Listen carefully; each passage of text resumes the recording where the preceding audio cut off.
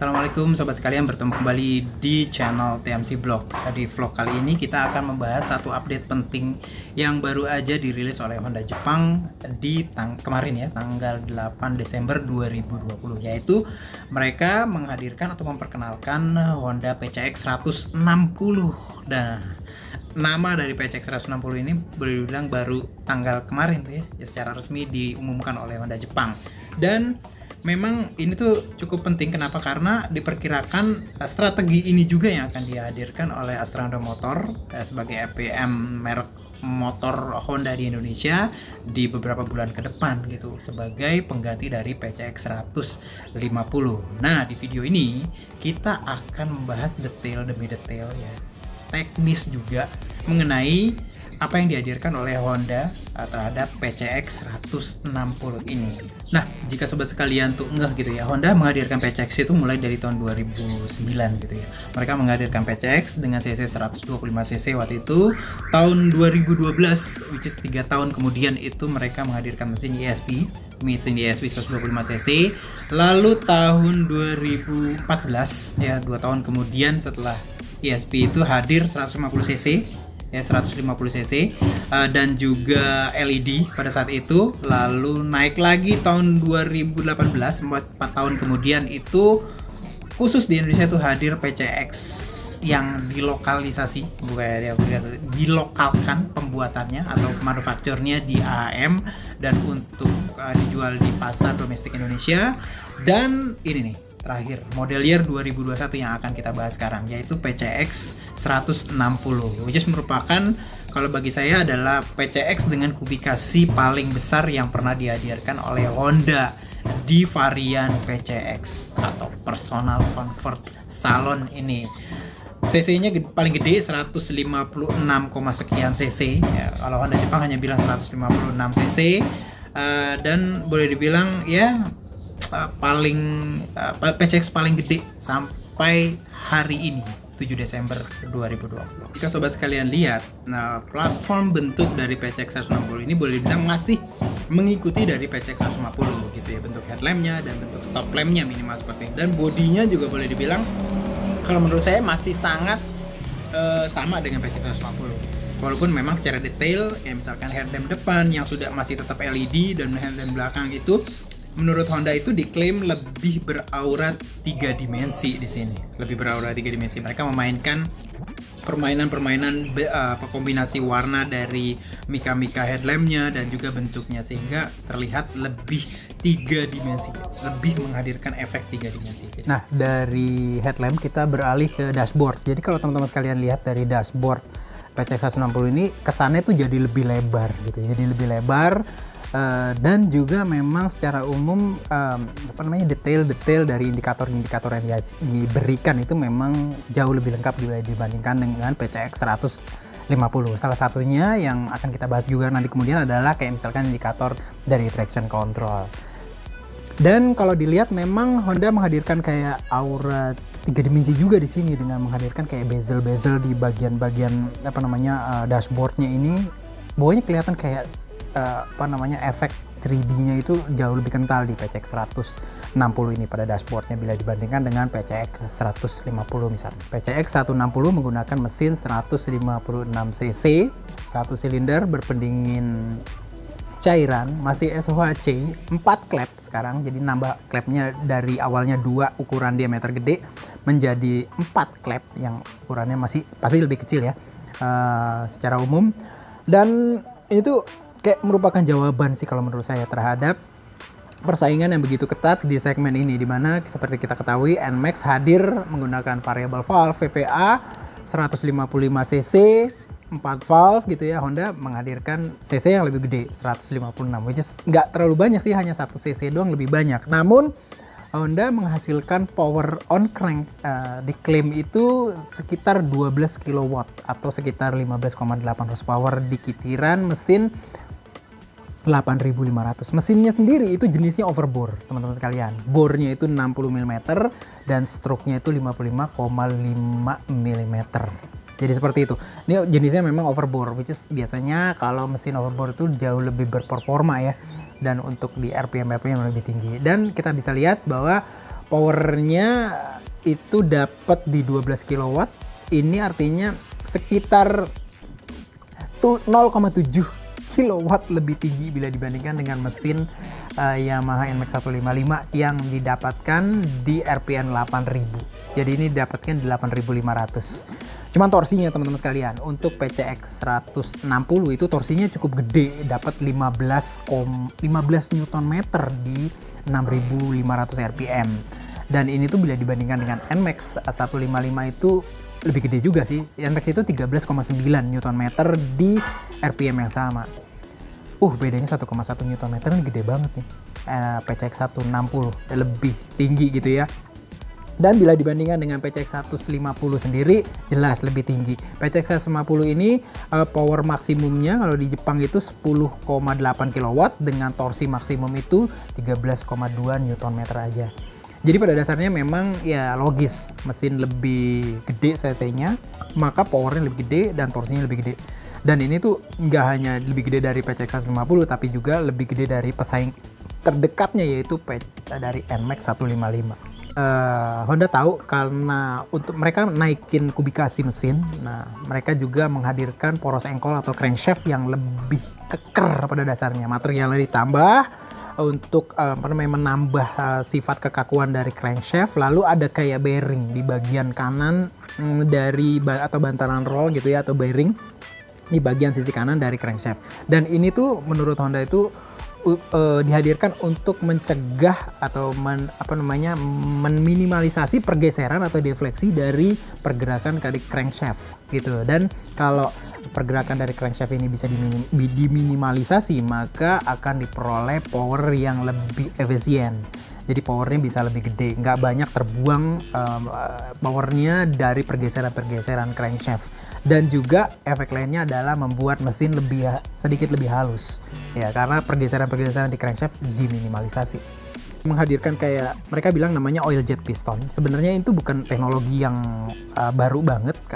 Dia tuh kayak penyemprotin oli di belakang dari piston. Tujuannya untuk mendinginkan, juga untuk untuk memajukan pengapian dan juga untuk menekan terjadinya pembakaran yang tidak normal yang biasanya hadir dalam bentuk efek-efek seperti knocking dan lain-lain. Ujung-ujungnya membuat pembakaran lebih sempurna dan bisa menghasilkan power dan torsi yang lebih efisien. Nah, ini juga menarik nih. Di PCX 160 Honda tuh membenamkan fitur atau teknologi yang namanya hydraulic cam chain. Cam chain itu atau rantai cam, teman-teman sekalian tuh biasanya kenal dengan nama rantai keteng atau rantai kamprat ya gitu. Ini tuh biasa masih sama menghubungkan antara crankshaft dengan camshaft gitu ya, seperti biasa untuk menggerakkan putaran dari camshaftnya menggunakan putaran dari crankshaft.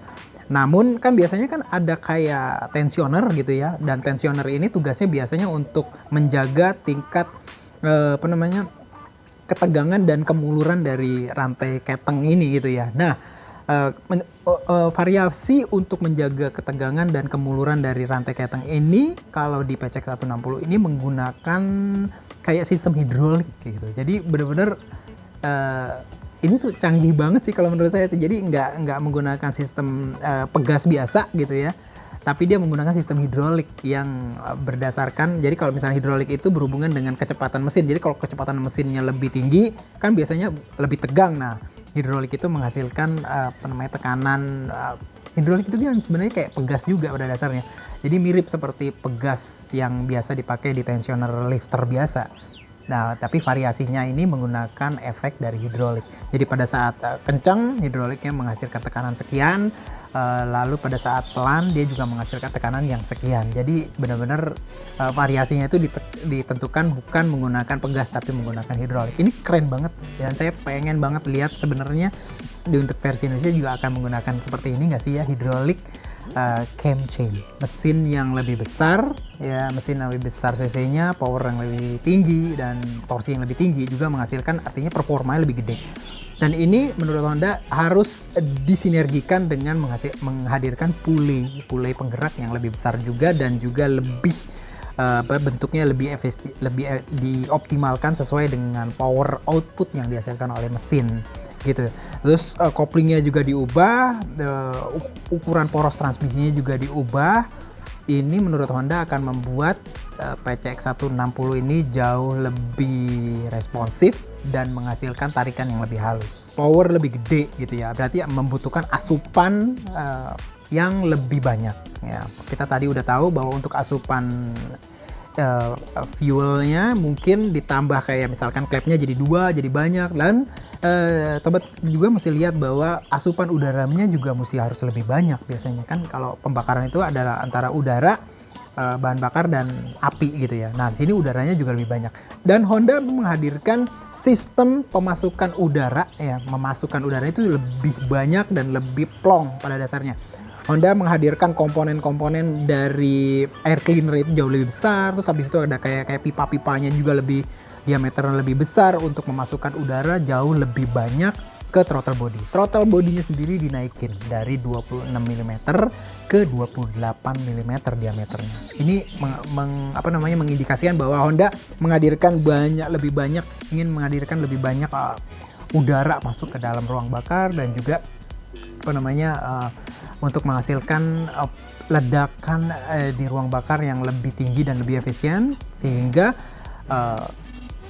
muaranya adalah menghasilkan power dan torsi yang lebih besar dari PCX 160 ini. Nah, selain dari mesinnya gitu ya, dan juga input udara masuk gitu ya, kita tadi udah ngomongin masalah itu dari cleaner dan segala macam. Honda juga memperhatikan masalah udara yang dibuang. Udara yang dibuang ini Honda membuat pada dasarnya lebih plong gitu ya. Honda membuat ruang ekspansi di dalam ruang mufflernya itu jauh lebih straight.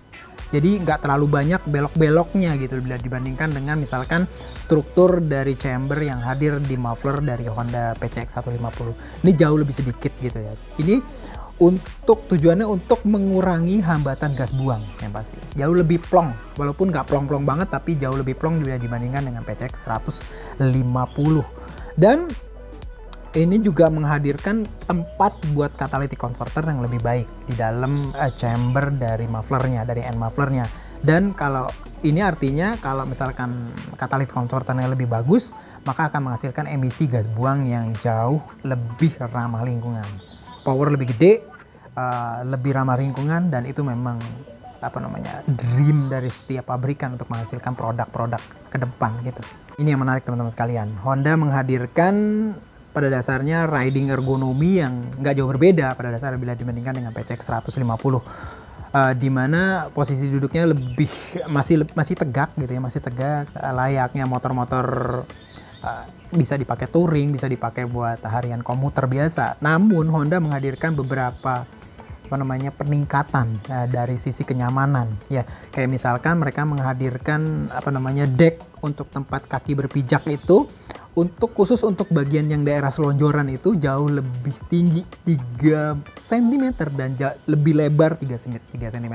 Jadi kalau di PCX 150 itu kita merasa kalau tempat selonjoran itu lebih kayak sempit, di PCX 160 ini akan lebih lebar. Saya sendiri jadi kepo nih, pengen nyobain kira-kira nanti kalau udah rilis ini beneran lebih nyaman nggak ya bila dibandingkan dengan PCX 150.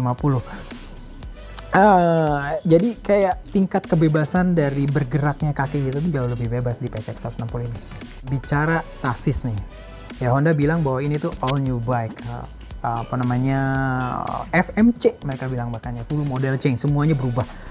Sasis juga berubah. Pada dasarnya jenis mainframe-nya tidak banyak perbedaan. Kayak misalkan dari daerah headstock turun ke bawah ada sedikit perubahan dilakukan, lalu ke bawahnya masih tetap sama 2. Lalu daerah bawahnya agak sedikit beda, namun penunjang dari frame atau rangkanya itu agak sedikit beda teman-teman sekalian. Di PCX yang yang baru, yang 160, itu bagian tengah itu lebih mengotak kalau menurut saya bilang ya, bila dibandingkan dengan PCX yang 150 sebelumnya. Lalu untuk bagian daerah belakangnya di PCX yang lama itu menggunakan beberapa besi-besi turbular gitu ya. Sementara kalau di PCX yang baru 160 itu hanya menggunakan satu besi turbular, agak sedikit lebih gede gitu ya.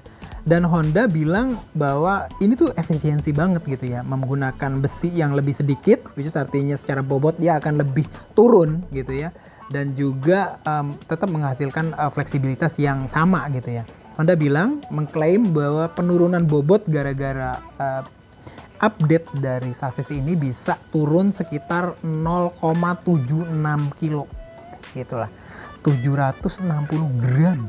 Lumayan sih ya, artinya lumayan bisa menambah performa, karena power to weight ratio juga pasti dihitung di yang namanya di kendaraan bermotor.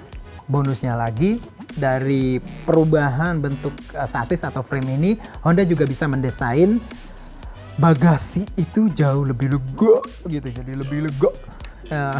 Awalnya itu 28 liter, Honda bilang di PCX 160 ini lebih lebar jadi sekitar 30, nambah 2 liter teman-teman sekalian. Walaupun di gambarnya terlihat bahwa memang secara umum masuknya hanya satu helm full face, namun daerah di samping di PCX 150 juga kan masih ada beberapa space yang kosong.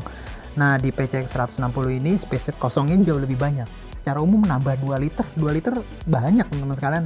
Bisa beli minyak goreng, tambah minyak goreng buat ibu-ibu, atau bawa beras 2 liter lebih banyak lah. Pada dasarnya kayak gitu untuk PCX 160. Jadi sisi fungsionalitasnya juga tetap bertambah, selain dari sisi performanya tadi yang udah kita biasa bicara di depan. Sisi fungsionalitas dari tempat kaki diupdate, terus habis itu sisi fungsionalitas dari bagasi juga berubah. Ini tuh menarik banget nih. Kalau sobat bisa lihat di bagian dari headstock yang bertemu dengan poros handlebar itu ada karet yang juga diubah di Honda PCX 160. Ini tuh karetnya sebenarnya ada juga di PCX 150, namun karetnya itu materialnya diubah, ukurannya diubah, tingkat kekerasan dari karetnya juga berubah. Honda bilang pergantian atau update dari karet untuk ganjelan di stang ini digunakan tujuannya untuk lebih membuat nyaman pada saat riding, dimana getaran itu yang berasal dari mesin yang disalurkan melalui sasis itu tidak terlalu lebih banyak lagi dihadirkan di handlebar. Jadi pada dasarnya handlebarnya jauh lebih nyaman untuk PCX 160, harusnya kayak gitu. Kepo lagi kan, saya tetap jadi kepo nih, handlebarnya jauh lebih nyaman, jauh lebih sedikit getaran gitu loh kalau menurut Honda.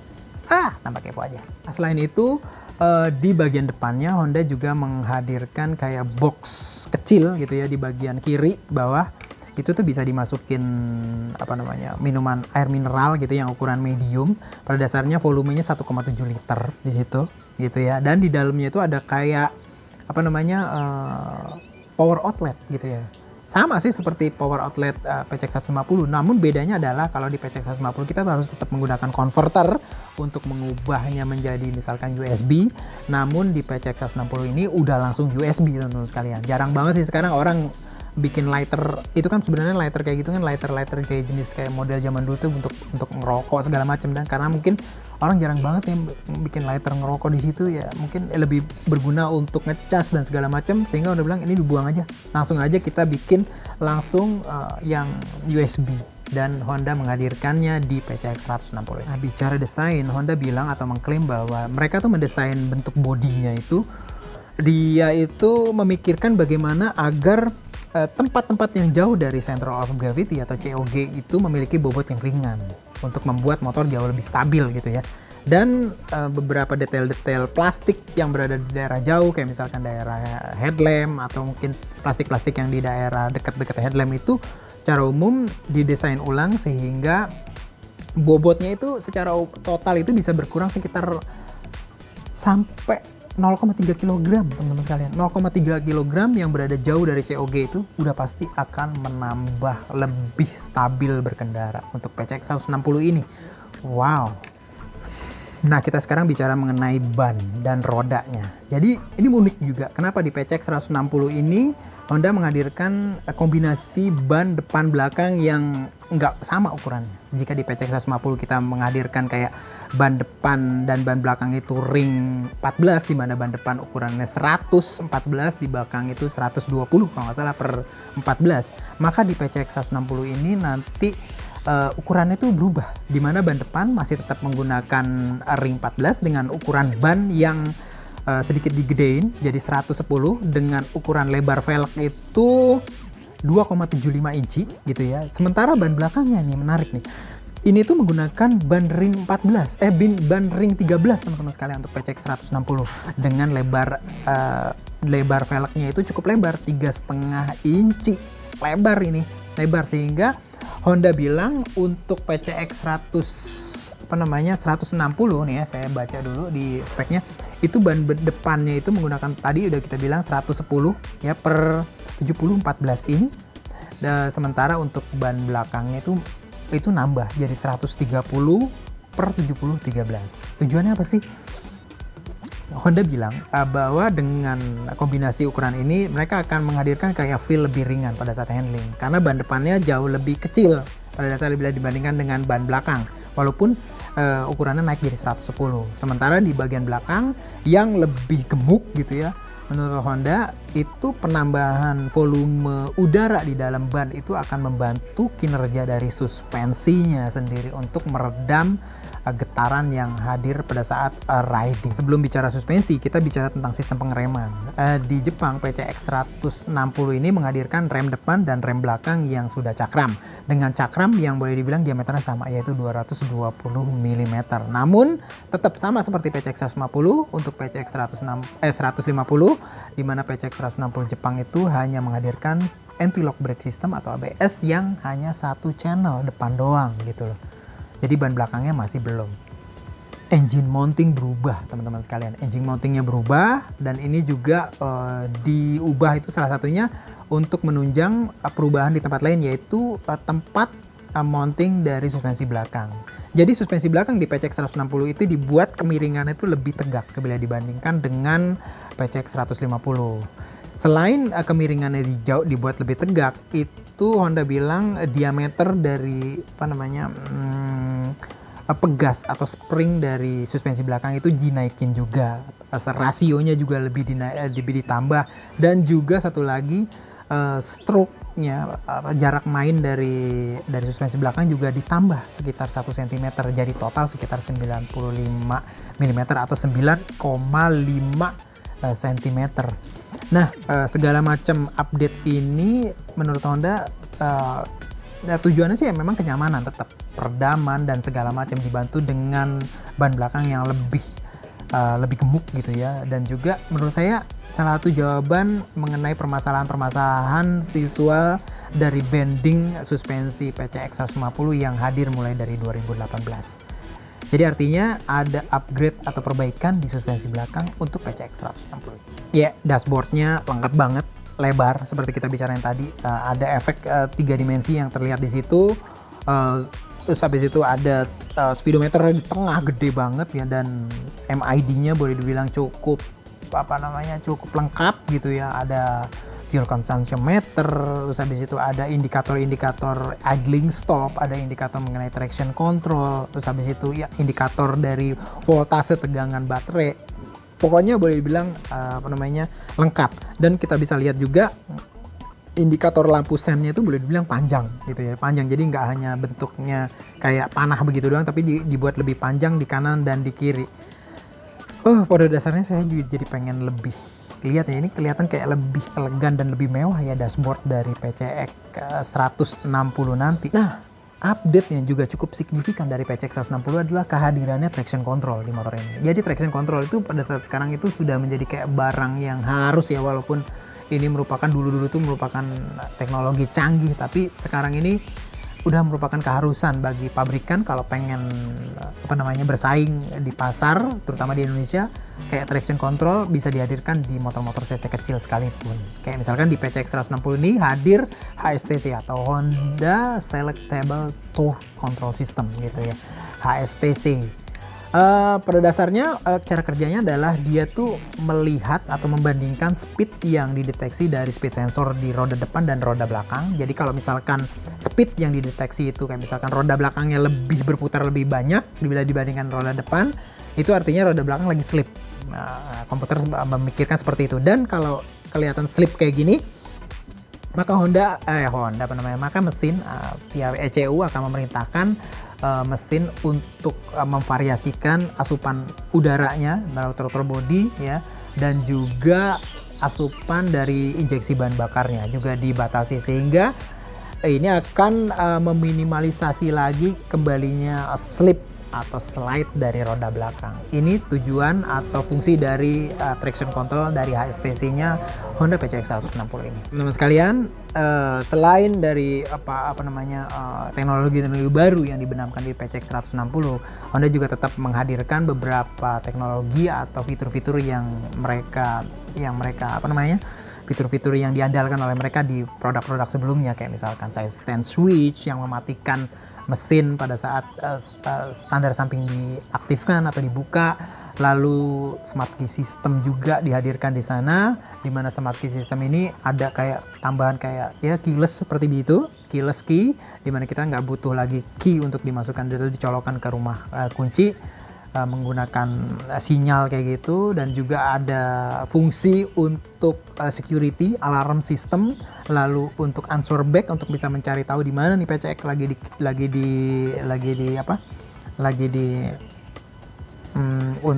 di parkir gitu ya. Dan juga kita bisa lihat bahwa di situ tuh bisa tempat untuk mengunci stang dan juga membuka dan menutup jok belakang dan juga fuel cap. Cuman di PCX yang ini, PCX yang 160 yang di Jepang, saya belum menemukan bahwa ada sistem komunikasi antara motor PCX 160 dengan misalkan sistem komunikasi Bluetooth dengan dengan ponsel. Saya perkirakan dan saya harapkan untuk PCX 160 versi Indonesia mungkin ke depan akan ada nih. Jadi tambahan khusus untuk versi Indonesia itu kayak mobile system gitu, dimana kita bisa berinterkoneksi antara mesin dengan gadget. Karena memang pasaran market di maxi scooter di 150-160 cc ini udah sedemikian ketatnya sehingga fitur-fitur seperti ini tuh hadir di pesaing-pesaingnya Honda, kayak misalkan di NMAX 155. Namun overall pada dasarnya PCX 160 ini menghadirkan banyak banget update. Ini bener pas banget bila dinamakan full model change. Banyak yang berubah di sini dan saya nggak tahu sih kapan akan dihadirkan PCX 160 di Indonesia. Bisa jadi sebulan atau 2 bulan ke depan. Dan memang rumornya sih memang beberapa part sudah masuk dalam tahap pengetesan akhir. Nah, perkirakan memang ini akan jadi peluru di awal tahun 2021 dari Astra Honda Motor. Kita saksikan aja eskalasi dari kehadiran produk ini sobat sekalian ke depan. Saya sendiri kepo untuk melihat secara langsung dan juga mencoba ya segala macam perubahan yang hadir di PCX 160. Mudah-mudahan informasi ini berguna bagi sobat sekalian. Mudah-mudahan kita semua bisa selalu sehat selalu sehingga bisa menghadirkan sisi terbaik kita dalam kehidupan ini. Itu aja, mudah-mudahan video vlog konten ini bisa berguna bagi teman-teman sekalian, dan akhir kata semoga kita dapat bertemu kembali di vlog selanjutnya. Assalamualaikum warahmatullahi wabarakatuh.